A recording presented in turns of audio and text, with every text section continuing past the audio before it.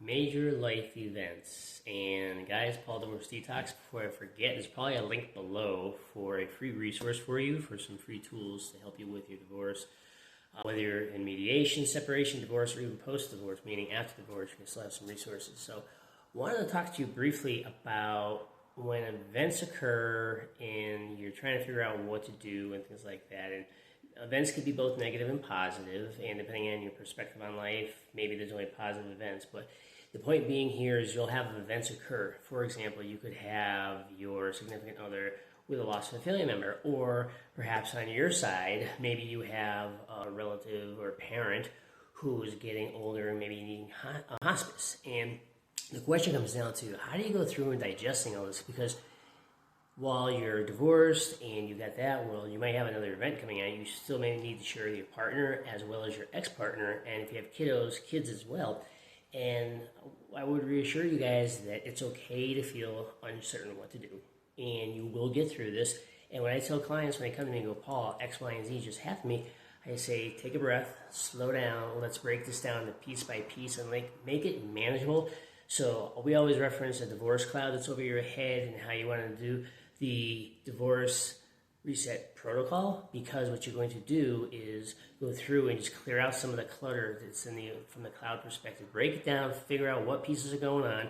Then you want to do some foundation building, meaning what pieces can you act on today, and then remember future planning and how are you going to strategize this stuff going down the road, because some events are one and done. Other events are start today, continue on. And a good example of start today and continue on, and this can be very, very painful, guys, is hospice with an elderly relative, and watching that process can fade down.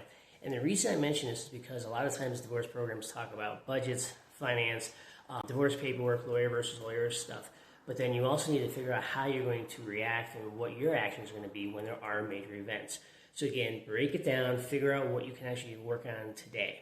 And even if stuff is piling on it, force yourself just to focus on one thing at a time. And it's easy to say in a video, it's easy to put in the blog or a podcast, what have you. And life can get tough, guys, but if you just break stuff down into chunks, it can be more manageable. The other thing I'm going to revert back to as well, because it happens all the time, using a checklist, walk yourself through the process. If you're not sure what to do, make yourself a checklist. I hear I have to do A, B, C, or 1, 2, 3, whatever your style is.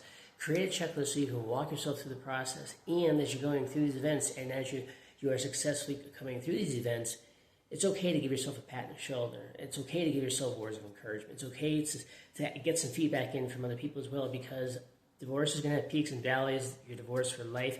Events will occur. There's going to be, unfortunately, people who die. It's part of life. People sometimes end up in hospice. Someone could get super sick or injured. These things do happen, and you just want to be prepared. Remember, you can't influence what the other person is going through, but what you can potentially influence is how you react to the event. So again, major life events, take your time, take a deep breath, maybe get some fresh perspectives on it, create a checklist, and just walk through step by step so that you can manage it successfully. So I hope this was helpful for you guys.